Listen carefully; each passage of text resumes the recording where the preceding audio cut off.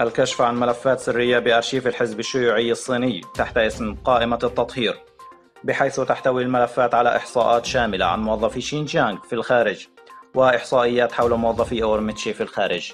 ووفقا لمصادر مطلعة فإن الحكومة الصينية سوف تتخذ المزيد من الإجراءات الفعالة للموظفين في الخارج من خلال التحقيقات والإحصاءات التفصيلية، بحيث تم اتخاذ قوانين إلزامية وقد حققت بعض النتائج.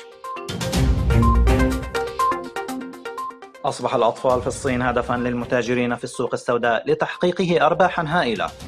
وقد ذكر صوت أمريكا في تقريره السنوي حول الاتجار في البشر لعام 2018 الذي أصدرته وزارة الخارجية الأمريكية في 28 من يونيو، بحيث صنفت الصين على أنها الدولة الأكثر خطورة في مجال الاتجار في البشر، قائلة إن الصين لم تستوفي المعايير للحفاظ على حقوق الإنسان ولم تبذل أي جهد لتغيير هذا الوضع.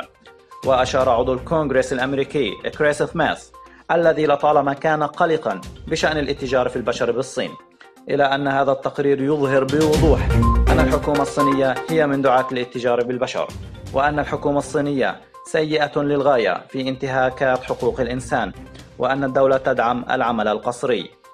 بالإضافة إلى ذلك، كشفت مصادر مطلعة أن مبيعات الأعضاء البشرية في الصين منتشرة للغاية، وأن معظم الأعضاء هم من الإيغور والفالونغون، بحيث تقوم الحكومة بسرقتها منهم وهم في السجون.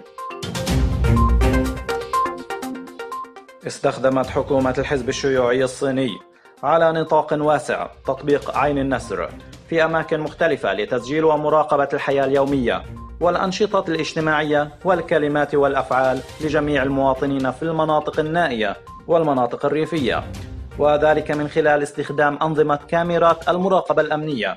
ويشار إلى أن أنظمة المراقبة هذه يطلق عليها اسم جهاز CCTV.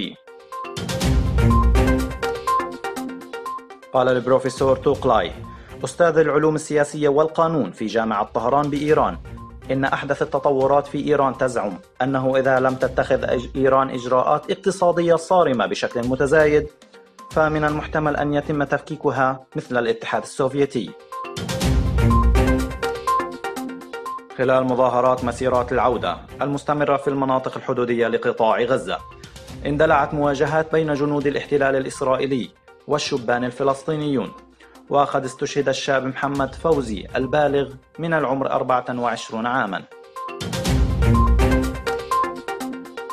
تم تصميم الروبوت الأول المعترف به كمواطن في العالم من قبل شركة هانسون روبوتس ومقرها هونغ كونغ، وذلك باستخدام الذكاء الصناعي وتقنية التعرف على الكلام من جوجل، والتي تستطيع محاكاة أكثر من 62 تعبيرا للوجه، بحيث كانت تعرف سابقا من قبل وسائل الإعلام أنها الروبوت الأكثر إنسانية، وقد أصبحت الآن مواطنة عربية سعودية.